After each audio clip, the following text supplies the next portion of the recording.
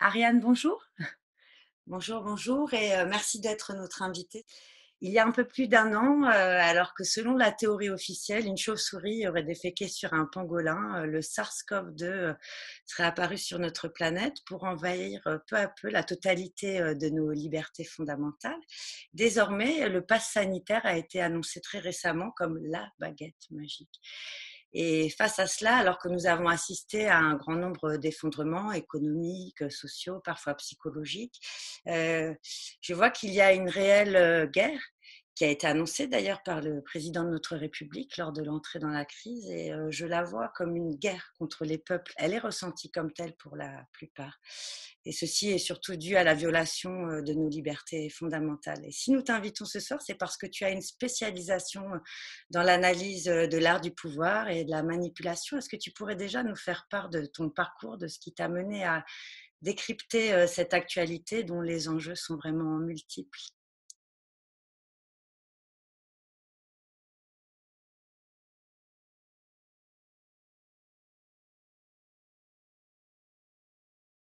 Tout d'abord, merci de m'accueillir. Alors j'ai, été plongée, je dirais, dès, toute petite, dans, cette question de l'abus de pouvoir. Hem, je dirais à la fois sur un plan familial, dans une famille dysfonctionnelle, qui a aussi, vécu, différents types, d'abus de pouvoir. Et puis également, puisque j'ai grandi, en banlieue parisienne, dans une cité de Saint-Denis où nous étions un peu hors zone, en fait, un peu, dans des environnements sociaux, on va dire exclus, du système. Il y avait beaucoup d'immigration, tragique. Et donc j'ai, très tôt été confrontée à cette question, heu, de qu'est-ce qui se passe, pour l'être humain? Qu'est-ce qui se passe, pourquoi il y a autant de souffrance, en fait? Et D'accord. après adolescente, je me suis intéressée, très rapidement à, en fait, la philosophie morale et politique. Heu, je n'étais pas une enfant et une adolescente très, fêtarde, c'est venu après. J'étais plutôt, très, très responsable et très concernée, et je mettais même un point d'honneur, en fait, à essayer de comprendre. Donc j'étais rarement dans, ce qui intéressait, les autres adolescents. Et donc très tôt, j'ai lu Hannah Arendt, j'ai lu, Hegel. D'abord, j'ai commencé en philosophie morale et politique pour comprendre, essayer de comprendre ce qui se passait. Je dirais en plein milieu, de trafic de drogue dans lequel, j'étais. Je me souviens que quand alors ma mère avait des grandes ambitions pour moi, donc mes parents étaient marxistes et étaient, dans heu, un idéal de venir enseigner au milieu de la cité, donc à l'époque des francs-moisins, pour, venir apporter, on va dire, une éducation, au peuple, c'est-à-dire la capacité pour le peuple d'avoir les outils de la résistance. Voilà. Et c'était à l'époque assez chouette, c'est-à-dire que ça a, beaucoup évolué en mal, c'est-à-dire que les communautés vivaient tout ensemble, les religions vivaient tout ensemble, et j'ai aussi connu cette mixité, en fait, culturelle, extrêmement importante, qui a été, fondatrice pour moi. C'est très fécond. Heu et je me suis très féconde, oui, oui, oui. Et puis, par exemple, mon père était un instituteur à l'ancienne, c'est-à-dire qu'il allait voir les parents chez eux en leur disant, les parents immigrés qui parlaient pas forcément bien français, en leur disant: «C'est important que votre enfant y travaille», et cetera. Enfin, il y avait vraiment quelque chose, de l'ancien monde, on va dire ça comme ça. Et puis donc, ensuite, heu, quand j'ai passé, donc ma mère avait des grandes ambitions, j'ai donc passé, normal sup. Donc j'étais au lycée Condorcet, j'ai passé normal sup, j'ai passé normal sup dans des conditions, inimaginables, puisqu'on était en plein, trafic de drogue, là où j'étais. Et donc je devais enjamber des corps le matin, qui étaient complètement shootés, pour essayer d'aller passer mes oraux à normal sup. C'était surréaliste et personne ne pouvait absolument comprendre ma situation dans les univers. Je naviguais très tôt dans des univers absolument totalement hétérogènes. c'est-à-dire cet univers de Seine-Saint-Denis pauvre, culturel. J'étais en quatrième par les grandes ambitions de ma mère, j'étais au lycée Carnot, car c'était vraiment la bourgeoisie riche. C'était vraiment et j'ai souvent été dans des univers comme ça extrêmement hétérogènes qui ne se fréquentent pas du tout et qui ont des conceptions du monde extrêmement différentes. Alors ça m'a énormément façonnée parce que j'ai dû essayer de comprendre la façon de voir de ces univers et, et en même temps, ce que j'y ai vu, c'est que finalement, on va dire chez les riches, il y a beaucoup moins de vitalité, de vie intime que chez les pauvres. Et ça, il y a beaucoup moins de bonheur, quelque part. Et ça m'a quelque chose qui m'a énormément marqué. Voilà, et donc après, j'ai continué en philosophie morale politique à essayer de comprendre ce qui sort de l'abus de pouvoir, parce que par contre, je voyais les mêmes phénomènes. Et ensuite, je suis passée en psychologie. Donc j'ai intégré en lettres classiques, normale sup, et puis je suis passée après en double cursus philosophie morale politique et psychologie, parce que j'avais besoin de comprendre dans l'expérience qu'est-ce qui se passe, quoi. Dans l'expérience, qu'est-ce qui se passe, qu'est-ce que c'est que la folie, les confins de la folie, etc. Et ça me voilà. Donc, tu Et décrivais puis ensuite, oui. un univers d'abus de pouvoir. Je te laisse continuer donc sur ton parcours et ce qui m'intéresse précisément, c'est de quelle façon tu as été amené à ressentir puis à analyser avec les outils de la philosophie ces impasses de la folie que tu viens de décrire et de la manipulation grâce à la philosophie. Et en effet, que tu relis à l'absence de vivant chez les riches, donc tu parles peut-être déjà de violence symbolique, tu as pu déjà décrypter ça rapidement, c'est ce que tu disais.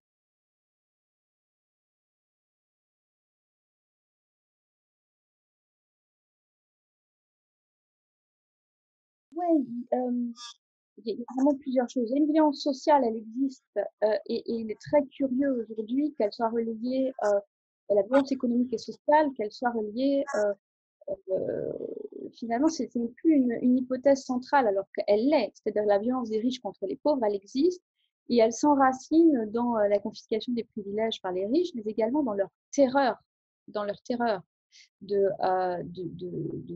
ce qu'ils ne connaissent pas.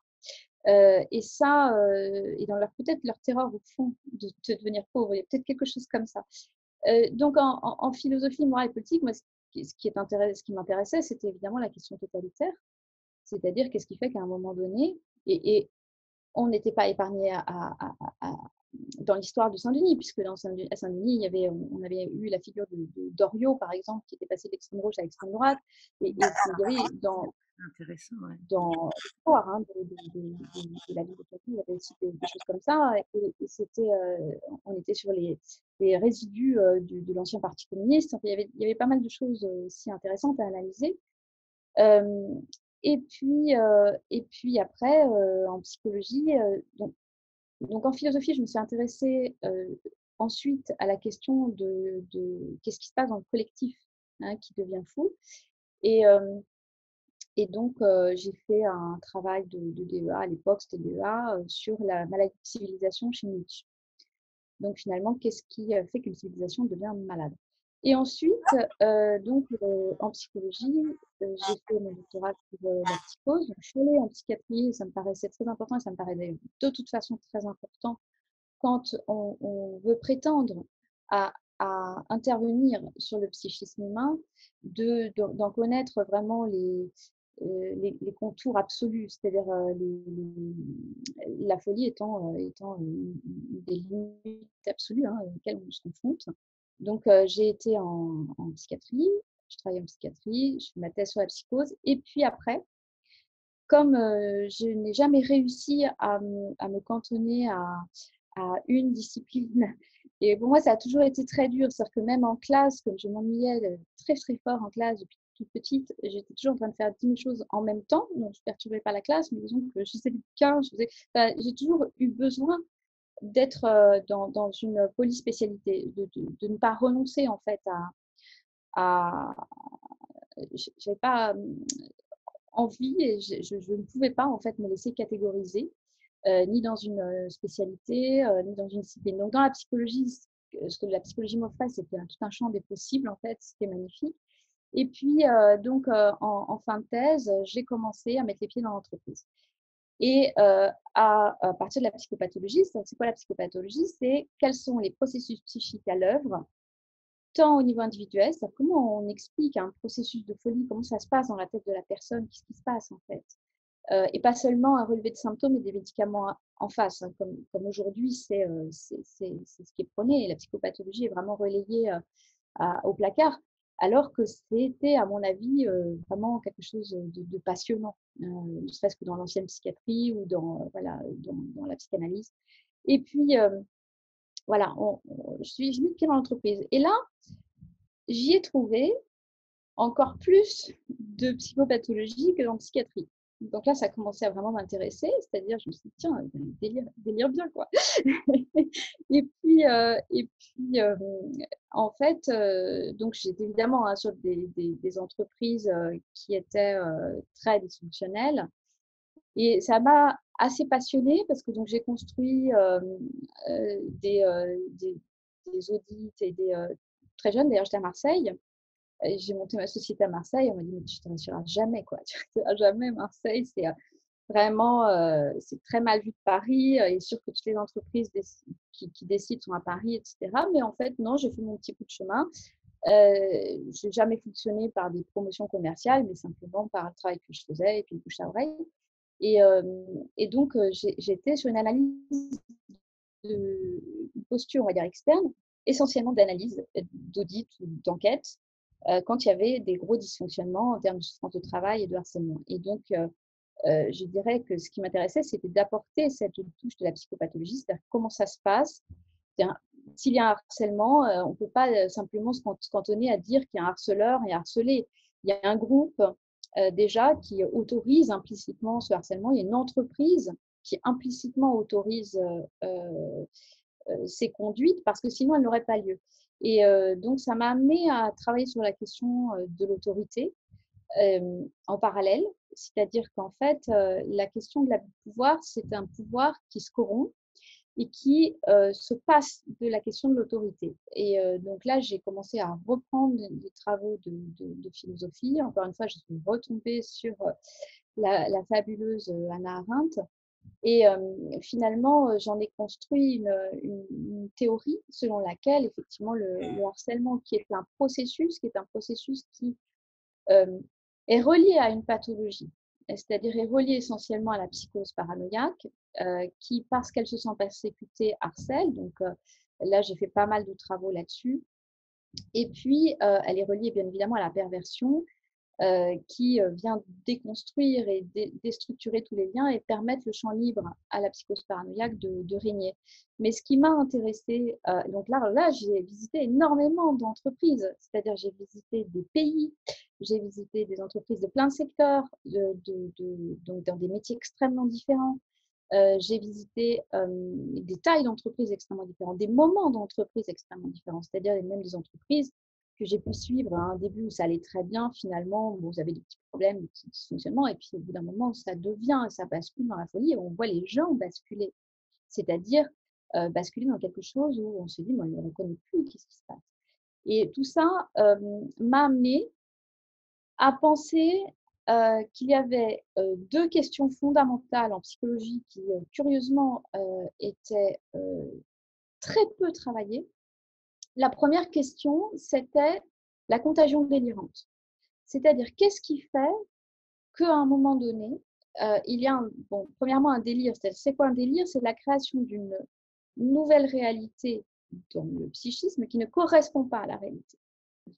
Et c'est un narratif dont la paranoïa appelle ça une folie résonante, c'est-à-dire que ça a l'apparence de la raison. Donc, on s'y prend, on n'est plus dedans, et ça explique les adhésions au totalitarisme. Donc, ma grande question, c'est qu'est-ce qui fait qu'à un moment donné, on se laisse entraîner dans une contagion délirante? Donc, on peut prendre un exemple, le mécanisme sectaire, c'est-à-dire des gens très très bien, vous dites, mais c'est pas possible, ils ont tous les outils intellectuels, etc. Comment ça se fait qu'ils adhèrent à ça? Et finalement, ils y adhèrent, ils rentrent dans la secte. Et après, évidemment, la deuxième question corollaire, c'est comment on en sort? Comment on sort de la contagion délirante qui est fondée essentiellement sur le déni. Donc, comment on sort sur le déni? Qu'est-ce que c'est le déni? C'est l'impossibilité de se représenter la violence d'une situation. Quelque chose, en tout cas, qui nous fait trop violence et on ne peut pas se le représenter. Donc, Si je autre comprends, chose à la l'autoritarisme qui n'est pas faire autorité, qui n'engage pas de dialogue. Un autoritarisme peut peut-être assimilé à une dictature, mais on y viendra, ou peut-être encore plus qu'une dictature, peut-être tu pourras nous l'expliquer, euh, est imposé. Et toi, tu assimiles ce mode de gouvernance ou d'être ensemble qui peut se vivre à l'échelle des petites communautés, à l'échelle d'une entreprise ou à une échelle bien plus vaste, euh, à une folie. Tu parles d'impasse de la folie et tu commences aussi à nous faire pressentir qu'il y a un mécanisme de communication qui induit une contagion délirante. Comment ça fonctionne? Est-ce que c'est par propagande? Tu avais l'air de parler de vraisemblance du vrai, mais qui ne serait pas le vrai. Comment ça fonctionne finalement, cette fameuse propagation du délire qu'on ne voit pas venir en fait? Alors, c'est compliqué, mais on va essayer de simplifier un tout petit peu. D'abord, il faut un groupe. Bon, c'est-à-dire que pour que ça fonctionne, il faut un groupe. Hein. Donc, il faut des personnes dans un groupe. Et puis, à un moment donné, il y a la question, qu'est-ce qui fait lien dans un groupe? Ce qui fait lien dans un groupe peut être assez structuré, fondé sur des interdits fondamentaux. Ça, c'est très important. Dans la structuration psychique de l'enfant, et c'est la raison d'être de l'éducation, c'est de conduire en dehors d'un état pulsionnel, c'est-à-dire je fais ce que je veux tout de suite maintenant, et finalement l'autre n'existe pas. Et cette éducation, elle doit avoir de l'autorité. Hein, pour pouvoir contrer ce champ pulsionnel, j'ai aussi, je ne l'ai pas précisé, mais en tout cas dans ma formation professionnelle, j'ai une spécialisation d'abord en enfants, et en particulier dans l'enfance maltraitée. Et donc la question, c'est comment nous, adultes, allons-nous aider l'enfant à mettre des remparts par rapport à ce qui le déborde. Et ça prend des années. Et à un moment donné, ces remparts vont avoir une première construction, on va dire fragile, hein, mais qui s'organise autour du complexe d'Oedipe, qui n'a donc absolument rien à voir avec ce qui en est médiatisé du petit garçon qui veut coucher avec sa mère. C'est absolument le contraire. Hein. C'est-à-dire qu'on a eu un très grand psychanalyste qui s'appelle Racamier, qui a bien théorisé tout ça, c'est-à-dire qu'avant le passage dans le complexe d'Oedipe, on est dans un champ qu'on appelle l'incestuel, c'est-à-dire la confusion. Et finalement, la confusion, pour l'enfant, c'est une confusion sur sa propre identité, c'est une confusion qui fait que l'altérité pour l'instant n'est pas complètement acquise, et tout ça va être par l'objet d'une grande pédagogie et d'un grand apprentissage pour l'enfant, d'apprentissage assez long. Tu soulignes Et pas que l'incestuel n'est pas l'incestueux et qu'on est vraiment dans des repères qui sont symboliques et structurants.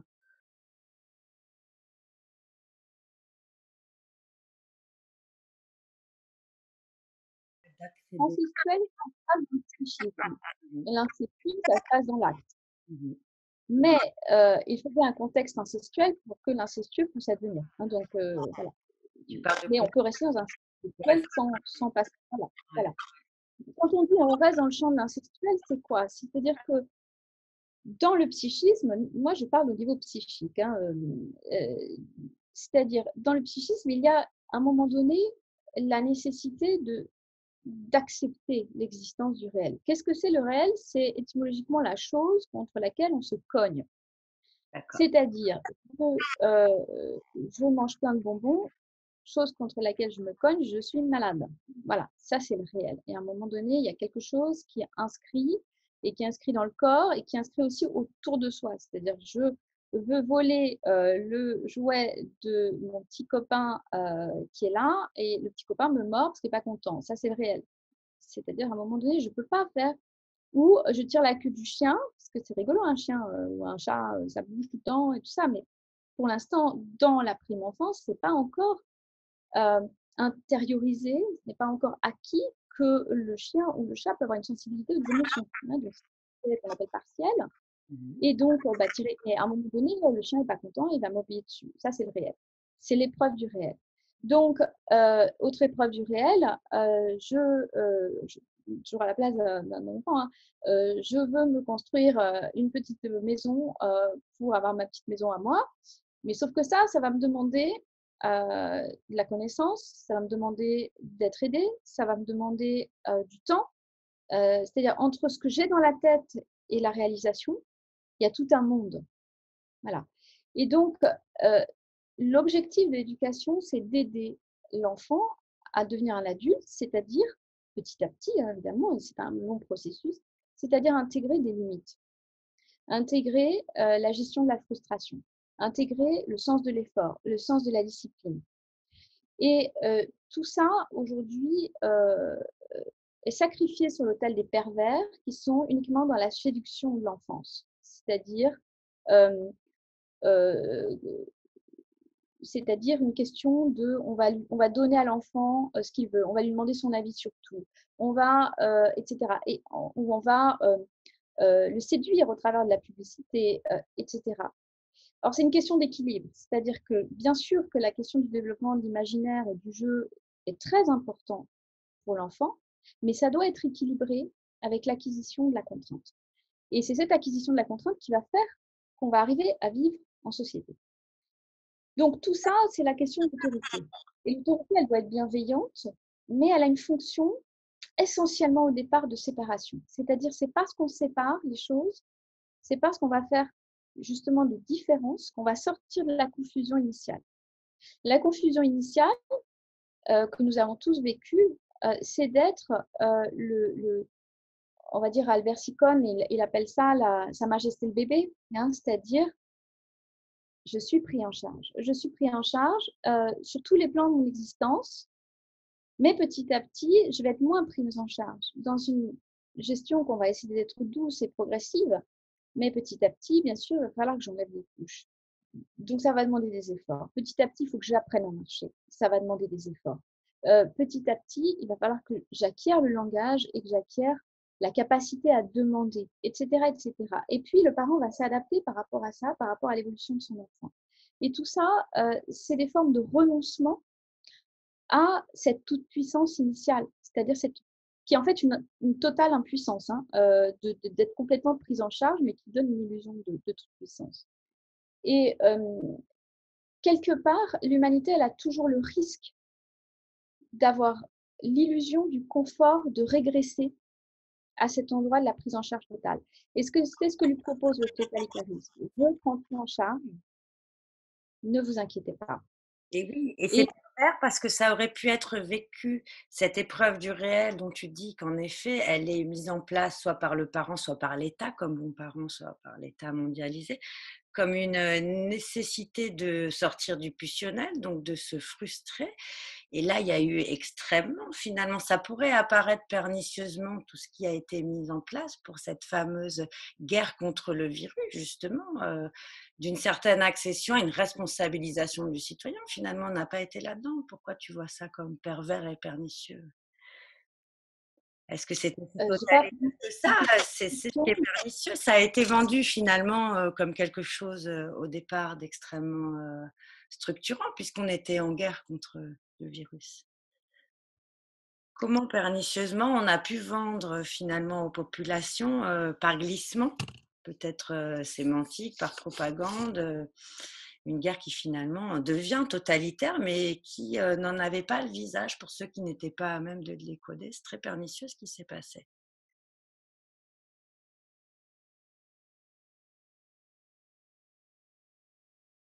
Ouais, oui, tout à fait. Tout à fait, c'est très pernicieux. Je pense il y a il y a énormément de choses. Il y a déjà un problème de paradigme, c'est-à-dire que il y a un problème de vérité, il y a un problème de paradigme, il y a un problème de respect justement du libre arbitre, il y a un problème de respect du contrat social. Donc, je ne sais pas par quel bout on commence, mais peut-être j'ai envie de dire que donc dans cette prime enfance, il y a le champ, à un moment donné, avant l'accès à l'altérité, il y a effectivement le champ de la psychose paranoïaque. Donc ça, c'est quand même important parce que la psychose paranoïaque, elle est en guerre. Et elle est en guerre contre absolument tout le monde. Euh, il me paraît totalement fou au sens propre d'être en guerre contre un virus. Enfin, nous Et sommes constitués de virus. c'est un non-sens scientifique, ouais. Mm. Départ, hein. C'est une chose absolue. C'est-à-dire que la question,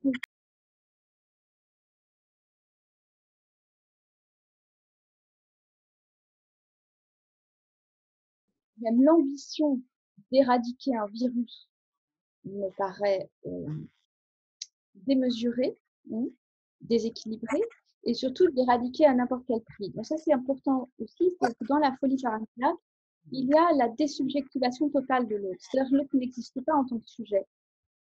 C'est une toute petite différence avec la perversion parce que dans la perversion, il existe en tant que sujet partiel, c'est-à-dire un sujet que je vais prendre comme objet de jouissance, donc il a quand même un petit peu de souffrance, il a quelque chose qui va voilà, pour le pervers, être objet de jouissance. Dans la paranoïa, non. Dans la paranoïa, qui est la folie totalitaire, il n'y a pas de sujet.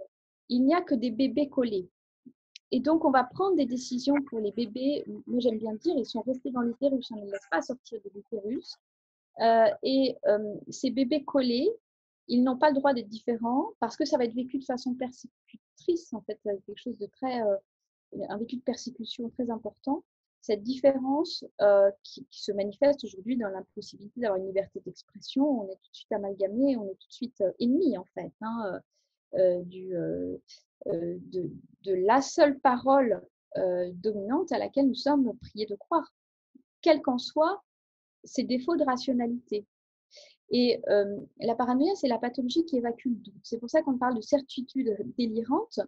Et je crois important.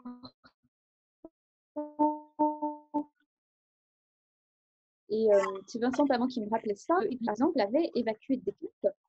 C'était vraiment Descartes, c'était pas possible. Parce que c'est le doute. C'est-à-dire qu'à un moment donné, qu'est-ce qui nous fait dire qu'on est dans la bonne analyse? Est-ce qu'à un moment donné, on n'a pas un intérêt à introduire du doute? Et c'est là qu'on voit aussi la problématique. Donc le fait de partir en guerre avec des discours de guerre, de toute façon, il y a aussi autre chose. J'ai commencé à analyser ce qu'on appelle la novlangue, c'est-à-dire la langue totalitaire. La langue totalitaire, elle a besoin d'éradiquer l'ancien pour construire un nouveau langage dans lequel on va essayer de faire rentrer les nouvelles représentations de la nouvelle réalité délirante. D'accord. Et la question des néologismes, dès que vous voyez arriver des néologismes qui sont des mots nouveaux, qui n'appartiennent pas à notre patrimoine, parce que notre patrimoine, il est constitué de notre histoire, il y a l'histoire de la langue. Et quand nous apprenons une langue, nous apprenons son histoire. En fait, malgré nous, nous sommes pris dans un champ de transmission, qui est aussi la fonction de l'autorité. C'est-à-dire, c'est parce qu'il y a eu des anciens que nous devons faire à la fois œuvre de récupération du savoir et de transmission pour pouvoir transmettre également à nos descendants, et en même temps faire œuvre d'innovation, mais une innovation totale en éradiquant les racines, ça c'est le projet paranoïaque. Et c'est le projet jeter le bébé avec l'eau du bain. Et donc dans la nouvelle langue, il y a des néologismes, il y a des nouvelles expressions. Là, j'en ai récupéré environ une cinquantaine. Ah Quand oui. on sait que le vocabulaire, quand quelqu'un a un vocabulaire très limité aujourd'hui en France, il a 400 ou 500 mots à disposition, 50, ça commence à faire beaucoup. Ça commence à faire beaucoup pour changer le champ des représentations, justement, du réel partagé. Et il y a aussi la question des paradoxes dans la langue. Ça, c'est très utilisé dans le langage totalitaire, c'est-à-dire qu'il y a deux mouvements dans le langage totalitaire. Il y a un premier mouvement, et ça marche toujours ensemble, c'est-à-dire qu'il y a une alliance toujours très efficace entre la perversion et la paranoïa. C'est-à-dire que la perversion va s'occuper de déstructurer la langue. C'est-à-dire quoi? Elle va déstructurer les liens, casser les liens dans la langue. Donc, par exemple, une des façons de casser les liens, c'est d'introduire des expressions paradoxales qui ne veulent rien dire. Une autre, voilà, ou de changer, modifier le sens des mots sans parler même des néologismes, pour leur faire dire autre chose. Et il y a un glissement, etc., etc. De ce fait, les représentations mentales s'enferment Le dans celui qui interroge sur la possibilité d'un complot serait le complotiste. Qu'est-ce que ce serait un exemple de langage paradoxal qu'on aurait pu subir sans même s'en rendre compte? Pour ce qui est de la falsification des données, nul besoin de citer l'étude du Lancet ou alors les prédictions délirantes de Ferguson qui étaient totalement fausses. Donc ça,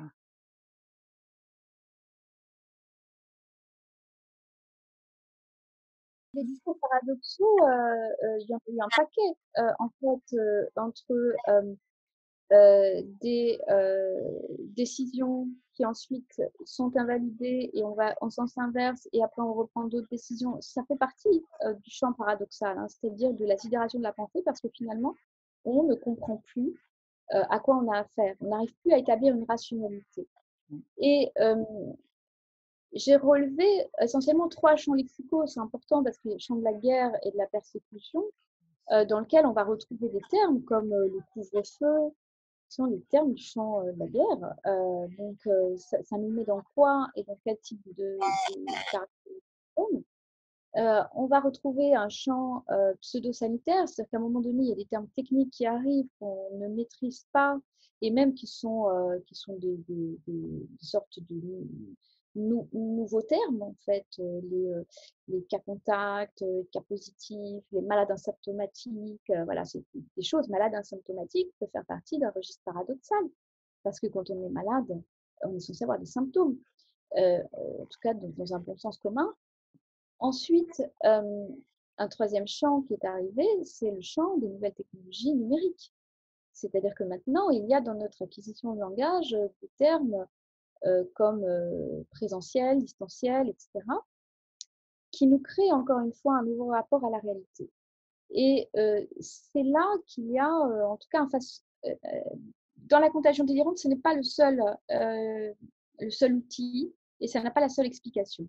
Mais la question du langage est très importante parce que à partir du moment où on accepte des termes, et c'est très curieux, et Victor Klemperer, qui avait fait un travail sur la langue du Troisième Reich, avait noté ça également, c'est-à-dire qu'au bout d'un moment, il y a une sorte on abdique sur le plan intellectuel, on renonce à sa langue comme patrimoine pour acquérir cette autre langue, et ceci intervient également chez les résistants. C'est-à-dire qu'ils acceptent la langue du pouvoir totalitaire et ils l'intègrent. Le meilleur exemple, c'est ce terme complotiste dont j'ai dit à plusieurs reprises qu'il ne veut absolument rien dire. Parce que dénoncer des complots, la seule question qui importe, c'est de savoir s'ils sont vrais ou s'ils sont faux. Hein. C'est tout, en fait. Donc, on voit bien que le rapport à la vérité n'est plus ce qui structure. Et ça fait totalement partie de ce que je disais tout à l'heure sur l'accès au complexe de Deep, va permettre le passage à ce qu'on appelle, dans le sens commun, l'âge de raison. L'âge de raison, c'est maintenant le fait que la vérité a un ancrage. Et on va d'ailleurs le voir chez le petit enfant parce qu'il va tester le mensonge. Donc, il y a quelque chose du rapport à la vérité qui s'est effondré.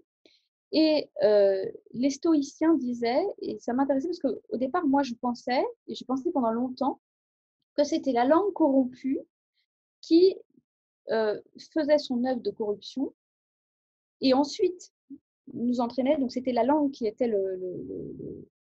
la cause. Mais les stoïciens disent l'inverse. Ils disent que c'est parce qu'il y a un effondrement moral, parce que finalement, il y a un renoncement à l'intégrité sur les mots, que c'est possible, c'est rendu possible. Et donc, ils disent que finalement, ce moment de langue, ils ne vont pas le dire totalitaire, parce qu'à l'époque, c'était le terme qui était employé, mais ces moments de civilisation où on voit une corruption du langage, c'est parce que d'abord, les esprits ont été moralement corrompus et se sont laissés corrompre. Donc, j'ai trouvé ça intéressant. Voilà. C'est d'ailleurs, ce philosophe qui s'appelle Giorgio Agamben, qui désormais a été taxé de complotiste et peut-être même interdit de publication, si je me trompe, qui parle d'une gigantesque opération de falsification de la vérité. C'est peut-être pour ça qu'il a d'ailleurs été inquiété. Donc, je comprends bien la propagande que tu nous décryptes et comment pernicieusement, en écrasant la pensée avec des mots étiquettes, on a un petit peu sidéré les esprits. Je trouve qu'il y a quelque chose de très pernicieux aussi qui s'est passé, qui moi m'a énormément surprise, puisque tu parles aussi de dissociation. Hein. La folie, c'est la dissociation.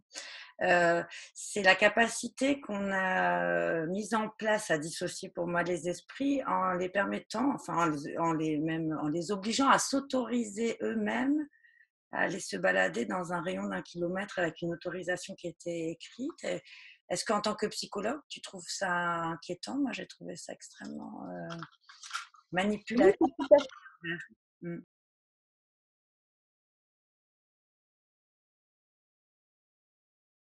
fait schizophrène, hein, c'est schizophrène, c'est-à-dire que c'est un rapport schizophrène au monde, hein, de toute façon. Et c'est intéressant parce que la schizophrénie fonctionne sur le mode de la dissociation. Donc, c'est bien schizein, hein, ça veut dire dissocier, ça ne veut pas dire double, ça veut dire dissocier. Et le fait de devoir s'autoriser à soi-même est un rapport effectivement schizophrène au monde. Et c'est d'autant plus intéressant que le psychanalyste Racamier avait bien démontré que finalement la paranoïa euh, rend schizophrène. C'est-à-dire que c'est l'effort pour rendre l'autre fou. Et cette histoire de paradoxe finit par rendre schizophrène. Et au bout d'un moment, il y a aussi des études qui ont été réalisées hein, sur la torture. Et en fait, clairement, n'importe qui, au bout d'un moment, à force de vivre des épreuves traumatiques, peut basculer dans des formes de folie, en particulier schizophrène. Donc oui, C'est c'est parce totalement. qu'on devient fou et non pas parce qu'on est fou qu'on commence à Il y a avoir. une porosité, c'est-à-dire qu'il y a une porosité. euh, la folie, elle n'est pas génétique, c'est-à-dire c'est pas quelque chose c'est quelque chose qui est évolutif aussi selon un environnement.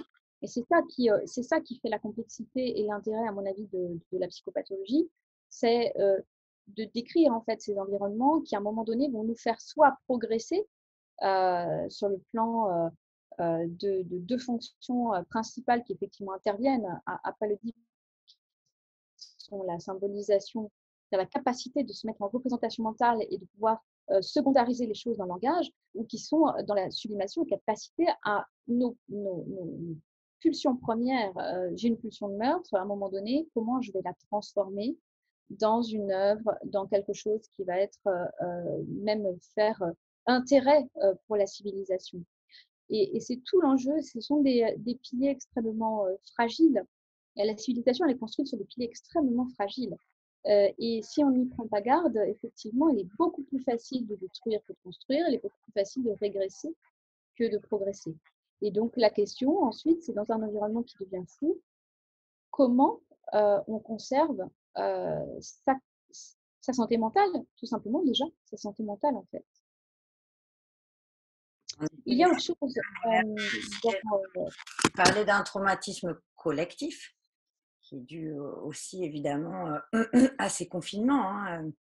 Littéralement, Machiavel, dans l'art de la guerre, en parle. Voilà, c'est diviser pour mieux régner. L'homme qui est fondamentalement social s'est retrouvé enfermé chez lui. Donc, c'était sans commune mesure dans l'histoire de l'humanité, hein, d'enfermer la plupart des gens. Comment est vécu le traumatisme collectif? Parce qu'on étudie en psychologie et il faut dire qu'on a échangé à de nombreuses reprises pour la rédaction d'un interview pour Nexus. Et tu as bien partagé cela avec moi. Il fonctionne par répétition, ce traumatisme. Qu'est-ce qu'il en est? oui, Une fois qu'on nous a arrêtés, qu'on a sidéré la pensée, qu'on a supprimé ce qui faisait de nous des êtres humains, c'est-à-dire le fait d'être en lien, le fait de respirer, le fait de travailler, le fait de partager du beau, ce qui fait du lien au niveau culturel et humain. Comment, de façon insidieuse, après, les êtres humains se sont retrouvés dans une contagion délirante que tu nommais dès le départ, due à une répétition traumatique, mais souvent inconsciente, parce qu'elle n'est pas analysée, elle n'est pas connue. Si on n'a pas travaillé dans sa propre histoire, si on n'est pas psychologue, les enjeux ont souvent dépassé la plupart des gens.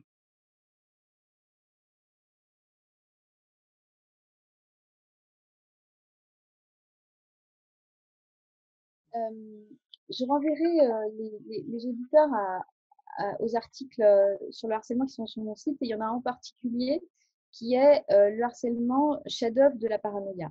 C'est-à-dire que quel est le slogan du pouvoir totalitaire, donc qui fonctionne sur la pathologie paranoïaque, c'est soumettre ou démettre.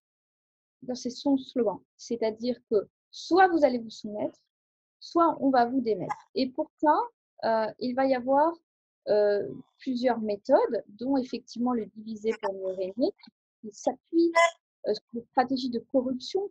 Le terme corruption, il vient du terme rompre, hein, c'est-à-dire il y a quelque chose qui se rompt à l'intérieur de la personne et qui se rompt dans le lien. Ensuite, dans le harcèlement, j'avais détaillé depuis très longtemps, j'avais écrit un article je crois que c'était en 2010, comme ça, de la soumission psychologique au travail. Comment en fait on arrive dans le collectif de travail à obtenir des gens, dans des collectifs pathologiques de travail, à obtenir des gens qui se soumettent. Alors, il y a dans cette technique la question du choc traumatique réitéré. Alors, pour qu'un choc, qu'est-ce que c'est un trauma? Un trauma, c'est ce qui va faire atteinte à votre intégrité et vous donner le sentiment d'être en danger de mort. Que ça soit pour vous ou pour autrui. C'est-à-dire qu'on peut être témoin de quelque chose et que ce soit extrêmement traumatique parce que nous sommes des êtres empathiques. Donc, ce que vit l'autre, on peut, en fait, par effet d'identification, le ressentir pour soi. Donc, ça crée, il faut revenir à l'étymologie du terme harceler.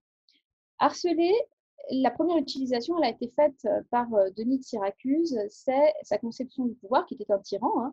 Sa conception du pouvoir, c'était égaliser un champ avec la herse. Donc, tout le monde au même niveau, ce qui rejoint la Gleichschaltung des nazis, c'est-à-dire égaliser, vraiment, on va mettre tout le monde au même niveau. Ça, c'est un premier point. Mais ensuite, il y a le terme moyenâgeux, harceler, qui en fait est utiliser la herse pour faire des coups de butée de prise d'assaut du château fort. Donc, il faut considérer ces termes-là pour comprendre de quoi ça parle, c'est-à-dire qu'en fait, un harcèlement, c'est un procédé psychique qui vise à obtenir votre soumission, donc il va falloir rentrer psychiquement en vous et conduire, comme je l'ai dit, non pas finalement la soumission est un moyen quelque part, c'est surtout vous conduire à l'autodestruction. C'est-à-dire qu'il va falloir qu'à un moment donné, dans le projet harceleur, en tout cas c'est comme ça, il va falloir des outils pour, à coup de répétition, et notamment la répétition des chocs, c'est-à-dire comme si vous étiez, votre psychisme était un peu fort et vous allez éprouver des coups et des coups et des coups, et bien au bout d'un moment, ça va finir par vous blesser. Et ça va vous blesser psychiquement, et ça va créer des failles, et ça peut créer de la dissociation, bien sûr, la dissociation qu'on appelle traumatique, ça peut créer des effets de sidération, et quand ils sont répétés, ils sont aggravés. Les traumatismes sont aggravés par leur répétition, par leur intensité, par le rapport d'autorité, c'est-à-dire celui qui, normalement, détient l'autorité, c'est celui qui, dans l'abus du pouvoir et harceleur, c'est plus grave, et selon votre degré de vulnérabilité.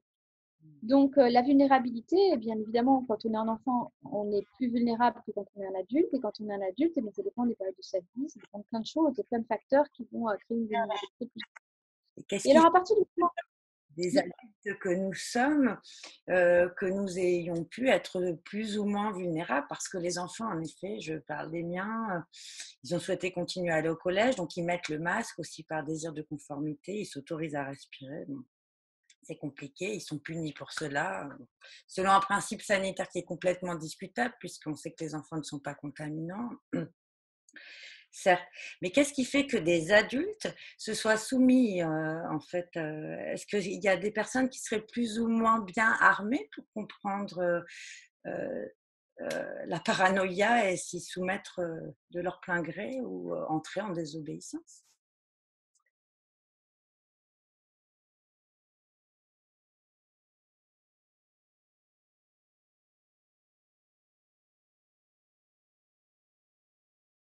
tout à fait.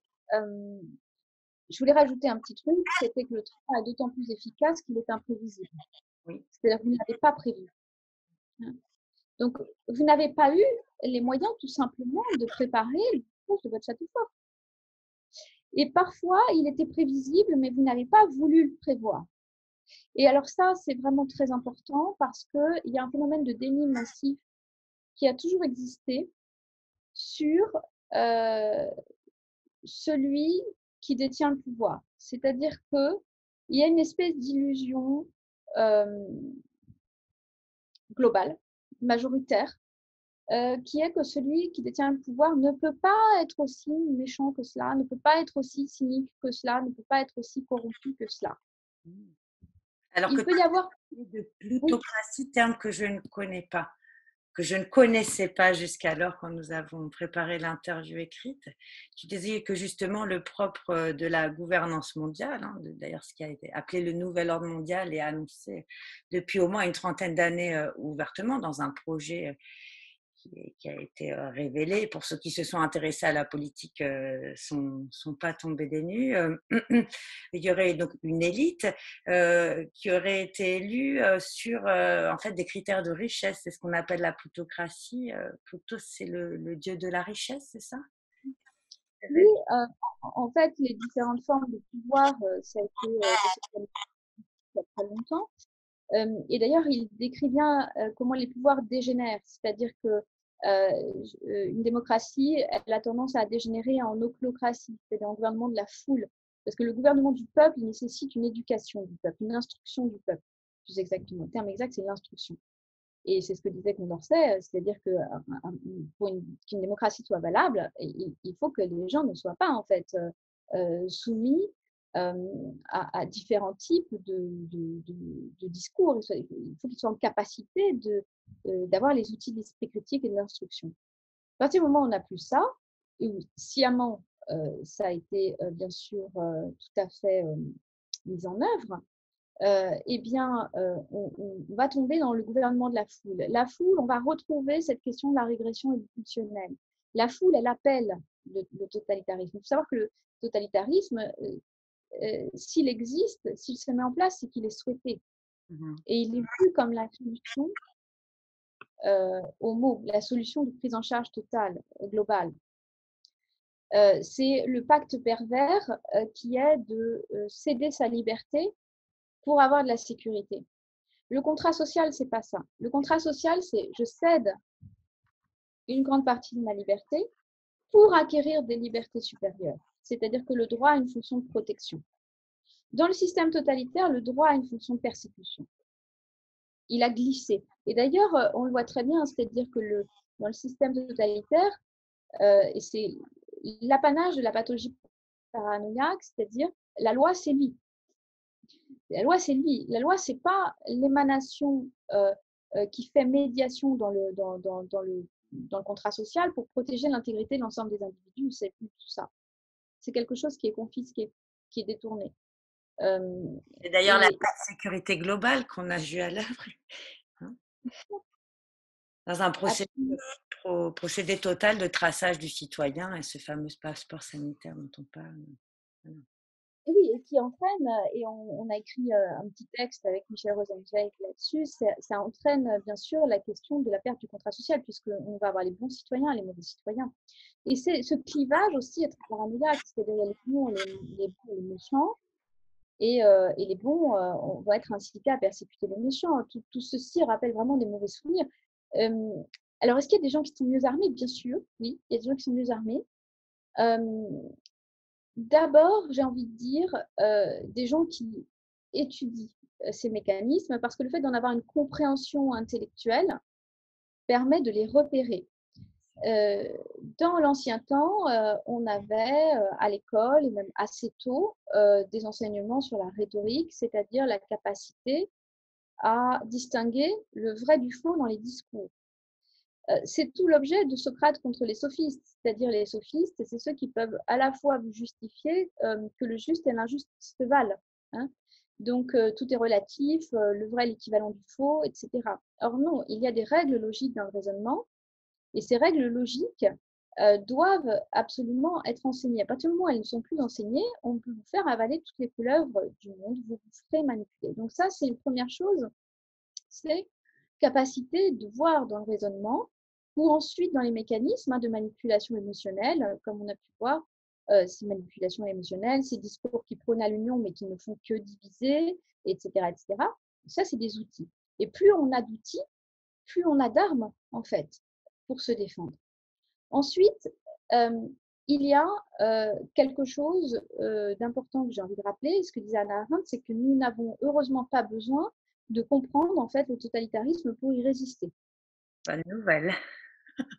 Exactement, exactement. C'est-à-dire qu'il y a ceux qui ont les outils de la compréhension, etc. Et tant mieux que voilà, C'est certains. rempli, c'est vraiment ce qu'on essaye bien sûr de partager. Mais on en sort moins parce qu'elle dit finalement il faut comprendre que c'est simplement la négation absolue de la liberté.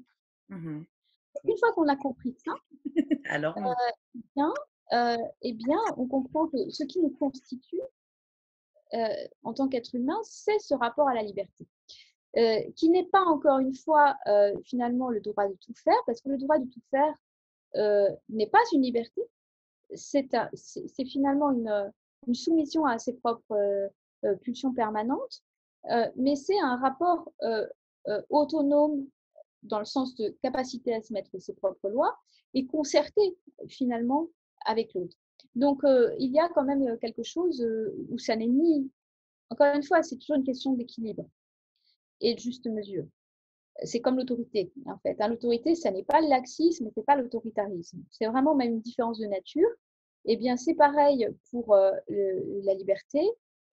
Ça n'est pas une conception complètement libertaire de je fais ce que je veux quand je veux, et ça n'est pas une suppression de la liberté. C'est un entre-deux, mais en fait, on se rend compte que ce savant équilibre, je dirais, entre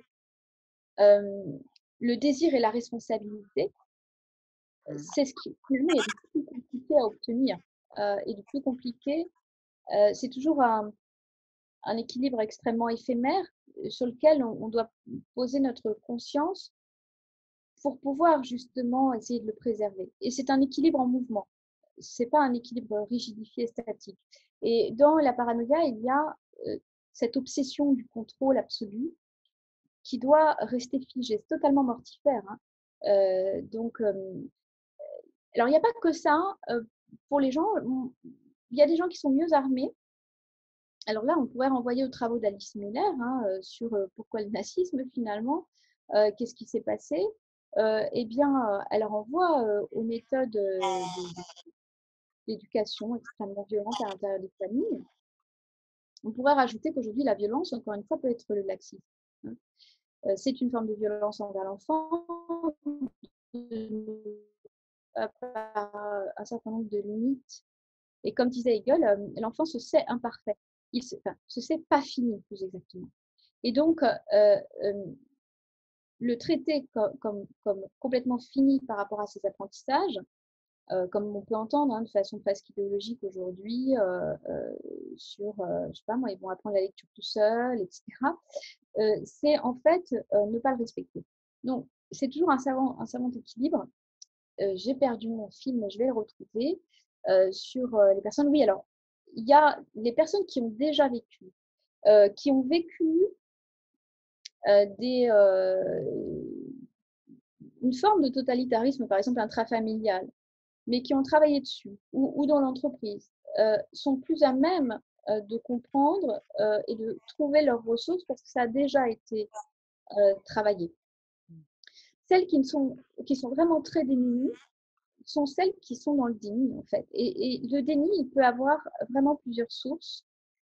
Il peut avoir tout simplement aussi un enracinement familial de déni des propres maltraitances qu'on a pu subir, par exemple, ou d'illusions sur ses propres figures parentales, etc., etc. J'ai une hypothèse qui m'est totalement propre, euh, qui, pour faire reliance avec deux choses que j'ai pu travailler, sur la question de la soumission au totalitarisme, qui est reliée à l'ampleur des transgressions sexuelles infantiles. Je ne suis pas la seule à en avoir parlé. Il faut bien savoir que le premier à en avoir parlé, c'est Freud, et qu'il a relié d'ailleurs à l'existence des maladies mentales, et qui s'est pris une levée de voix vert telle qu'il a fait ensuite une machine arrière, et ça on le voit très bien dans sa correspondance, mais il y a quelque chose là qui se passe. Alors quand je parle de transgression sexuelle infantile, je ne parle pas nécessairement de viol ou d'inceste extrêmement sauvage, mais je parle, qui peuvent exister, je parle de finalement ces atteintes, effectivement, à l'intégrité sexuelle de l'enfant, dont on a pu être témoin ou victime. Mais les deux, en fait, alors ça peut être l'exhibitionniste à la sortie de l'école, ça peut être le parent qui met un film porno et puis l'enfant tombe dessus, ça peut être, ça peut venir par des copains en classe, etc. Et bien sûr, ça peut être euh, des transgressions sexuelles entre cousins, etc. Alors moi, ce que je voulais dire sur ça, qui me paraît très important, c'est qu'un autre psychanalyste en a parlé, c'était Ferenczi, et il a dit, vu l'ampleur des déclarations de nos patients, on ne peut pas, en fait, faire l'économie de ça. Alors, j'ai la même expérience clinique. J'ai une expérience clinique extrêmement immense et les gens ne viennent pas pour ça. Mais au hasard du truc, il se trouve qu'il y a des révélations. Ah ben, il s'est passé ça avec sa sœur, il s'est passé ça avec son cousin, il s'est passé ça avec, etc. Et ou avec l'instituteur, ou avec, etc., ou en colonie de vacances. Et en fait, on se rend compte qu'il y a quelque chose là, du tabou euh, euh, absolu qui existe dans nos sociétés. Alors même si la parole semble se libérer, mais je dirais bien semble, parce que par ailleurs, il y a une idéologie extrêmement délétère qui est de cet ordre-là et qui arrive, et qui est en cours, et qui est en marche, l'idéologie des droits sexuels et de la sexualisation de l'enfant. Et en fait, je pense que ce terrain-là, pervers, est un terrain extrêmement propice, et tant qu'il ne sera pas résolu, est un terrain extrêmement propice à une soumission globale psychique puisqu'elle a déjà été obtenue. C'est ça, Voilà. ce qui est intéressant, Même si c'est un événement. c'est que dans cette tentative de décryptage du totalitarisme que nous voyons à l'œuvre, dès le départ, pour décoder les mécanismes, tu as parlé d'effondrement moral, de piliers sociaux qui n'étaient plus là, la maison s'effondre. Et pour recontextualiser, évidemment, l'hypersexualisation est à l'œuvre. Évidemment, nous sommes même dirigés par des personnalités politiques ou médiatiques qui sont de plus en plus mises en cause dans des abus de biens sociaux, des abus de pouvoir et aussi d'autres abus type viol sont mis en cause, tels que les mêmes Darmanin, donc notre ministre de l'Intérieur, c'est extrêmement éloquent. Pour recontextualiser aussi l'ambition, par exemple, de certaines personnes qui dirigent l'OMS, dont Bill Gates, qui le finance à grande œuvre, donc qui est l'une des personnes qui a permis la mise en œuvre de ce large mouvement mondial. Il y a l'envie d'euthanasier la mort, c'est-à-dire de faire de nous des hommes augmentés. Il y aurait aussi l'envie d'obscurcir le soleil. Le projet, c'est même plus qu'une envie, c'est un projet. Donc, est-ce qu'on peut revenir plus précisément à l'effondrement moral que l'on voit à l'œuvre, en plus que ce dont tu décryptais, l'émission qui a été faite jusque dans nos maisons, à qui on pourrait faire un bisou, à qui on ne pourrait pas faire un bisou, la nécessité d'accoucher masqué. Donc là, quand tu parles d'élan de vie qui est extrêmement perverti, en effet, on est dans une maltraitance morale, symbolique et réelle à l'œuvre. Est-ce qu'on peut revenir plus précisément sur ça, sur l'effondrement moral de la société qui est faite, c'est ce que tu avais dit lors de notre échange sur l'interview écrite à sortir, d'hybris et de démesure. On est dans une démesure totale, il faut appeler un chat un chat.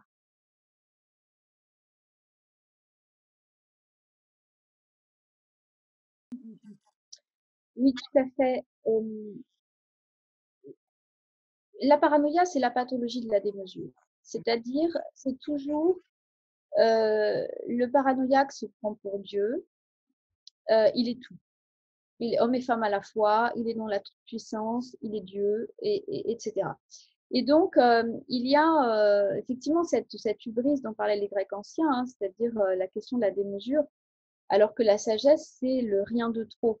C'est le Méden Agan, c'est le rien de trop en toute chose.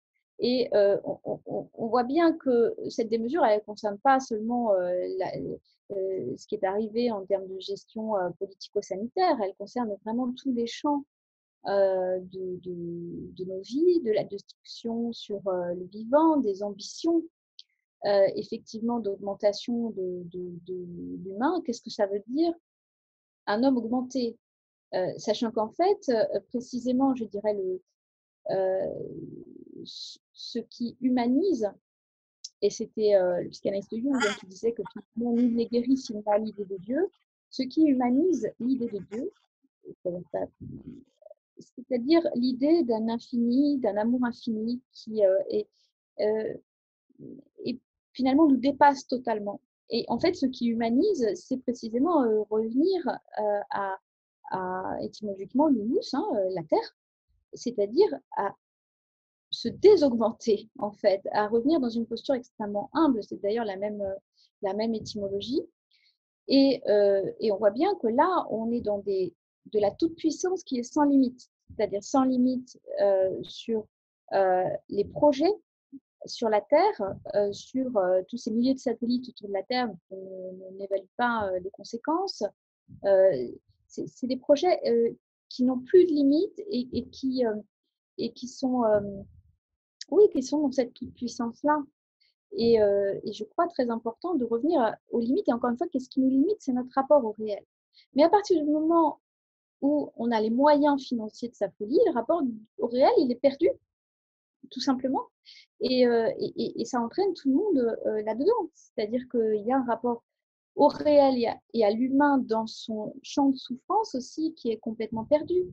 Euh, donc on a la question des chimères, de mixer l'homme avec l'animal, de créer des puces voilà, dans le cerveau humain. On parle des lois bioéthiques qui permettent à la fois ce que toi tu nommes un infanticide, puisqu'on n'est plus dans l'avortement chez les enfants. Moi, Et tu parles des lois qui permettraient de mixer le génome humain et animal. Tout à fait. Et donc, on voit bien qu'il n'y a plus de rapport à notre réalité, qui est que la vie humaine, elle est aussi constituée de maladie, elle est constituée de souffrance, et elle est constituée de la mort aussi à un moment donné, comme quelque chose qui est une étape qui vient nous interpeller sur qu'est-ce qu'on aura fait de nos vies. Parce que si à un moment donné, on est dans cette recherche d'immortalité matérielle, on ne va plus donner de valeur à la vie humaine, puisqu'en fait, la valeur de la vie humaine, elle est liée à sa finitude. Elle est liée à un moment donné, ce qui la rend si fragile aussi. Et donc, c'est une histoire d'équilibre, encore une fois, et que fait-on de la souffrance humaine? Comment y répond-on? Et on voit bien que toutes ces questions sont totalement évacuées dans quelque chose qui est, encore une fois, sans plus aucune mesure ni limite et dépasse le champ du monstrueux que nous sommes capables de créer. Et je crois que le monstrueux, il vient dans la démesure. Face à cela, comment fait-on? Puisqu'on a l'une comme l'autre dit différemment, parfois l'impression très souvent cette dernière année d'être dirigée par des gens qui seraient un hôpital psychiatrique à ciel ouvert. Hein. Nous, la planète sera un hôpital psychiatrique à ciel ouvert. Parce que tout ceci nous choque profondément, à la fois comme femme, comme psychologue, comme citoyenne. Qu'est-ce qu'on peut proposer comme voie alternative à l'heure actuelle face à ce qui a été mis en œuvre, à cette sidération dont il est important de sortir et ces mécanismes de déni? Qu'est-ce qu'on fait face à tout ça?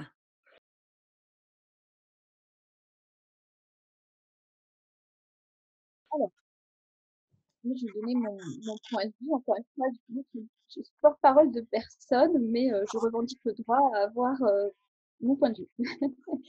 Que les gens ont le droit de contester, de s'approprier partiellement, Le ça leur appartient. projet de la démocratie, hein, de pouvoir échanger et partager des points de vue.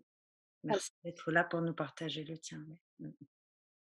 Alors, mon point de vue, c'est que nous assistons depuis longtemps, hein, c'est-à-dire qu'on en a eu c'était comme un révélateur l'année dernière. C'est quelque chose sur lequel les rares gens qui travaillent avec moi sur ces questions de manipulation de masse, de mécanismes totalitaires, nous avions tout à fait vu le vent venir, hein, vu le vent tourner, et ça fait très longtemps, parce qu'il ne faut jamais oublier que si nous ne sommes pas vigilants, le pouvoir aura tendance à l'expansion et à la transgression.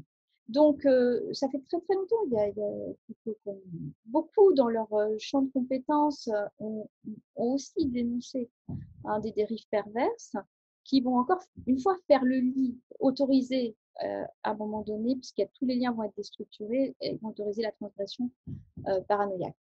Donc, de mon point de vue, les civilisations obéissent, comme les individus sur Terre et comme tout ce qui existe sur Terre, à une naissance, une croissance, une maturité, une décadence et une mort. Et alors, il y a eu des plus ou moins grandes civilisations, mais pour moi, c'est un processus inéluctable. C'est-à-dire que nous sommes entrés dans une phase d'effondrement qui part de l'effondrement moral, bien sûr, et bien sûr, en tout cas, on peut le voir comme ça, et qui va opérer selon une stratégie de destruction, comme on peut le voir dans la nature, hein, quelque part, quand il va y avoir une stratégie de destruction des déchets, etc. Et cet effondrement, de mon point de vue, va être très long, peut être très long, en tout cas. Est-ce qu'on doit le précipiter? Je ne le pense pas. Sur le plan moral, je pense qu'on n'a pas on a un devoir moral, au contraire, d'essayer de faire en sorte que la paranoïa ne jette pas le bébé avec l'eau du bain, donc d'essayer de conserver le bébé. Qu'est-ce que c'est le bébé? C'est ce que nous ont transmis nos ancêtres, les savoirs, les connaissances, les valeurs, et d'essayer dans la mesure du possible, de conserver, d'archiver, de sauver, voilà, de cette destruction massive qui arrive. Donc, je ne pense pas, comme quand une maison s'écroule, qu'on va pouvoir retenir les murs de la maison. Je pense qu'on peut essayer de sauver des choses dans la maison. Oui, ça, je pense que c'est même totalement nécessaire et totalement vital, que ce soit des œuvres culturelles, des œuvres artistiques, tout ce que font des agriculteurs, de sauver des anciennes semences à un moment où on est en train de détruire complètement toute la biodiversité. Enfin, vous voyez, tout ce genre de choses me paraît extrêmement fondamental. Est-ce qu'on doit se mettre en opposition? Quelle est la différence entre l'opposition et la résistance? Ça me paraît très important. D'ailleurs, on m'a posé la question ce matin.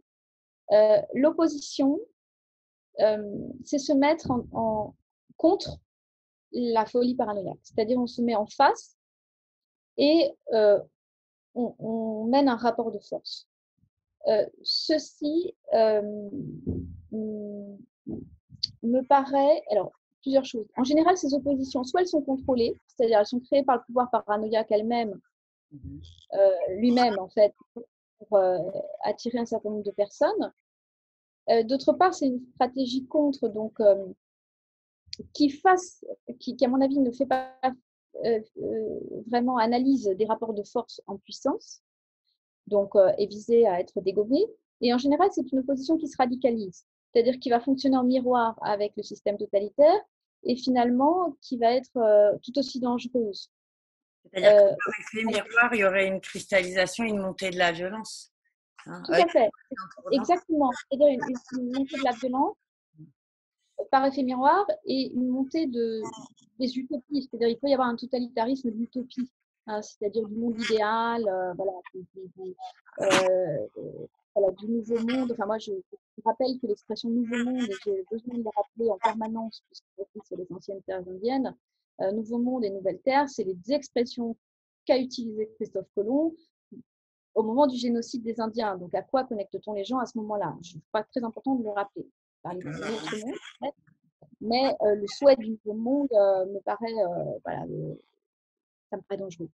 Donc, souvent, il y a une dangerosité. Et finalement, c'est pas vraiment ce que craint le pouvoir totalitaire. Ce que craint le pouvoir totalitaire, Hannah Arendt l'avait dit, c'est ce que je vais appeler la stratégie du grain de sable, la tactique plus exactement du grain de sable, c'est-à-dire l'initiative individuelle, créatrice, inattendue, imprévue par le pouvoir. Ça, c'est quelque chose. D'autre part, j'ai oublié de préciser, dans la première opposition, en général, ça fonctionne en miroir, donc il y a des chefs, il y a des mouvements pyramidaux, et tout ça se fait très facilement infiltrer si ça ne l'est pas dès le départ. Hein, donc c'est très fragile, en fait, comme opposition au système totalitaire.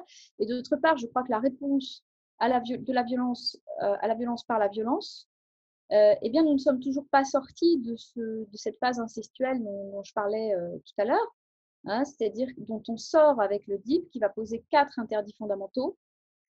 L'interdit du meurtre et ses dérivés, hein, calomnier quelqu'un, c'est un dérivé du meurtre, sur le plan social, l'interdit de l'inceste et ses dérivés également, c'est-à-dire on ne sexualise pas les enfants, par exemple, la différence des générations, qui va poser un avant et un après, c'est-à-dire que l'enfant il sort de l'auto-engendrement. Paranoïa, c'est je m'auto-engendre. Avant, il n'y avait rien, je fais table rase, je suis l'homme nouveau, je suis le nouveau monde, je suis le nouveau système, et je jette tout ce qu'il y avait avant.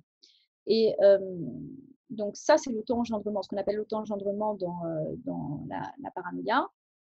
Alors que la différence des générations, c'est intégrer que finalement, il y avait un avant-soi. Et cet avant-soi, il va nous transmettre des choses. Il connaît plus de choses pour l'instant que nous. Et peut-être que c'est parce que justement l'éducation a été conservatrice, et Hannah Arendt parlait d'éducation, de nécessité d'une éducation conservatrice pour que l'enfant puisse faire advenir ensuite du nouveau. Hein. Donc tout ça, c'est quand même important. C'était loin d'être une imbécile. Et beaucoup aujourd'hui qui la citent de faire la revue. Et Merci le pour le quatrième, rappel des 4 interdits. Enfin, il manque le quatrième, je crois, parce que ouais, le dans quatrième, Structurant, on voit qu'on n'est absolument pas dedans, hein. Pour ceux qui doutaient encore du totalitarisme, le quatrième, c'est l'effondrement. justement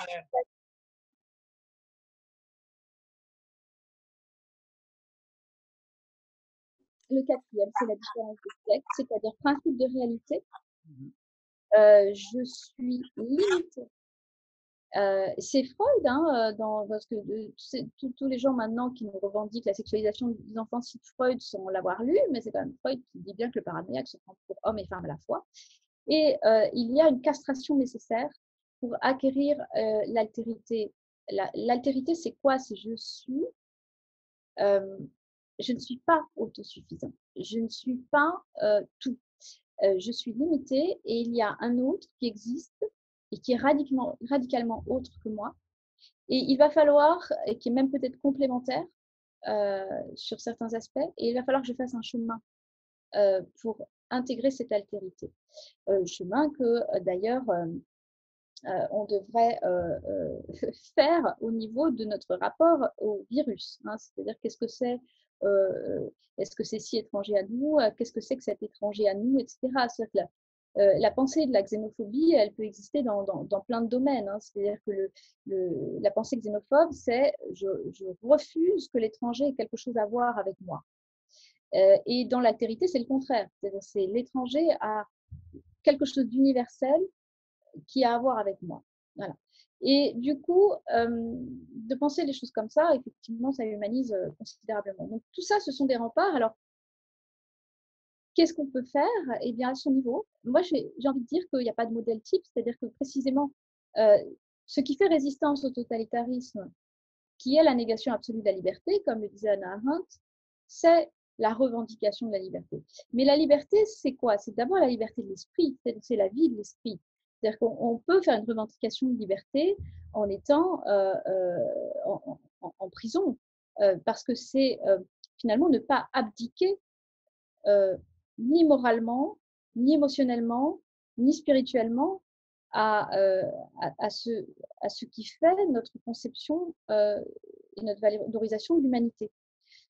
Donc, ça peut se faire de plein de façons possibles, mais il est clair que cette stratégie euh,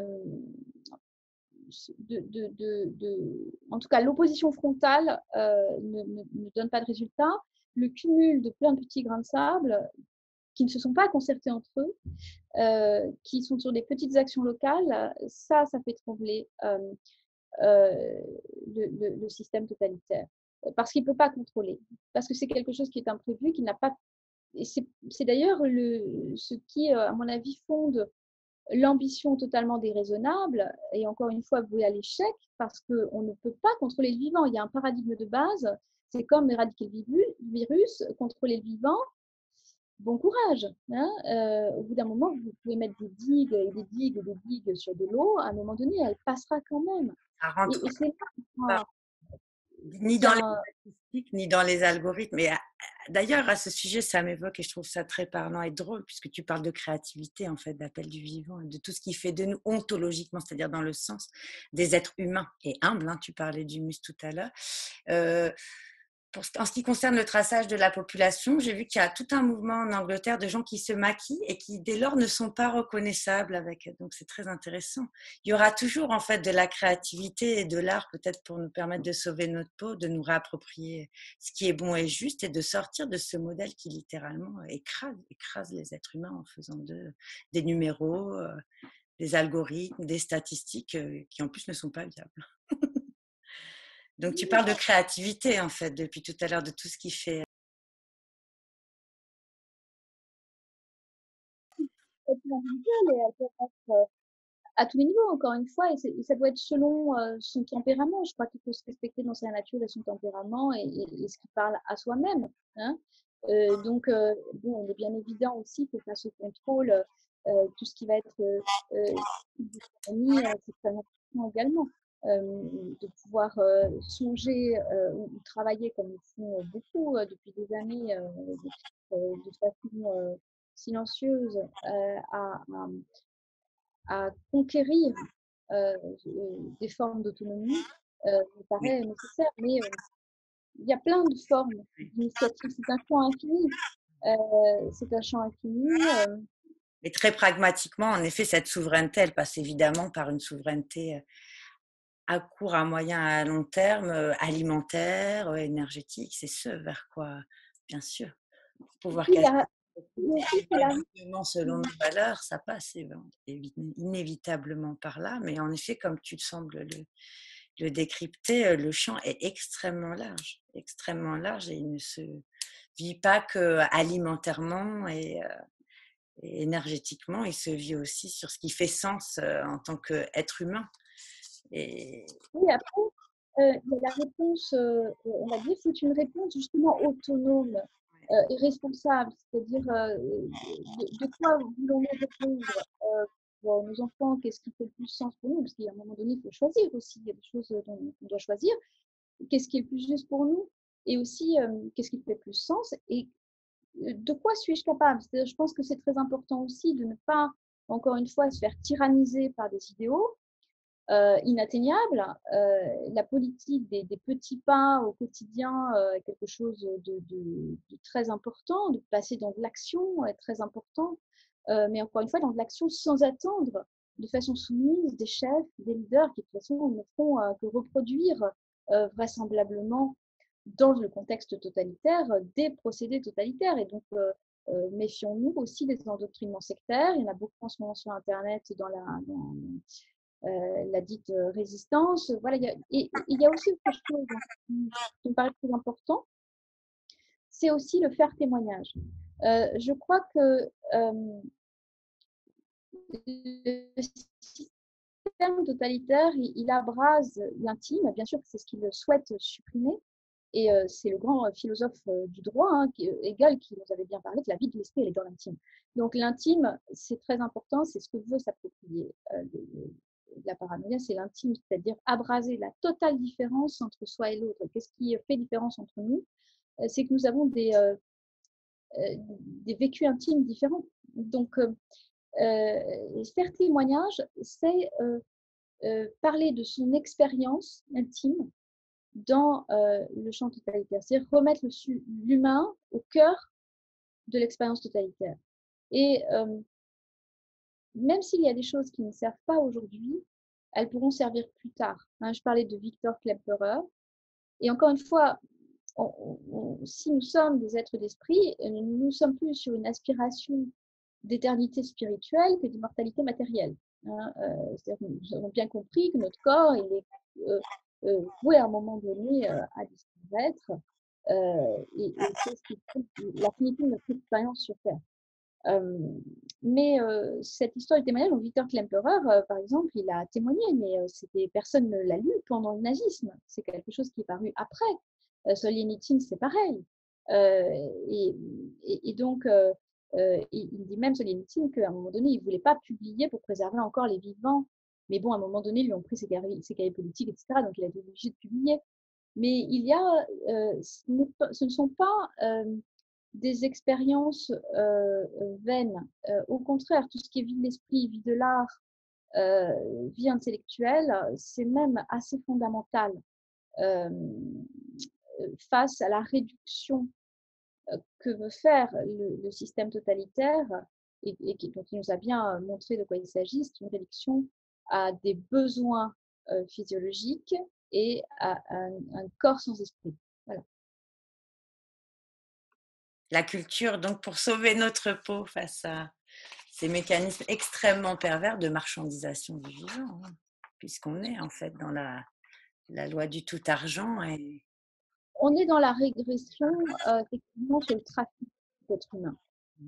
Et je ne comprends pas.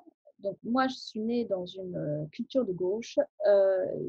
J'ai envie de dire que je crois que le politique de la gauche a complètement trahi le peuple sur la question de la marchandisation des corps. Et on le voit très bien dans la défense des droits sexuels et reproductifs. C'est quoi derrière? C'est la vente achat de bébés, c'est la location des ventres des femmes pauvres, donc la négation totale de la subjectivité du bébé, d'une mère, de la fratrie de l'enfant à qui il va être arraché, etc. Tout ceci n'a rien On nous vend toujours de l'émancipation, là où c'est une régression à un patriarcat des plus sauvages. Je ne suis personnellement pas contre le patriarcat, dans la mesure où il y a des matriarcats, il y a des patriarcats. La question, ce n'est pas le matriarcat ou le patriarcat. La question, c'est comment il est exercé. Là, j'ai envie de dire très clairement, donc j'avais intitulé mon livre de l'imposture sur les droits sexuels ou la loi du pédophile au service du totalitarisme mondial, titre qui m'a été abondamment reproché.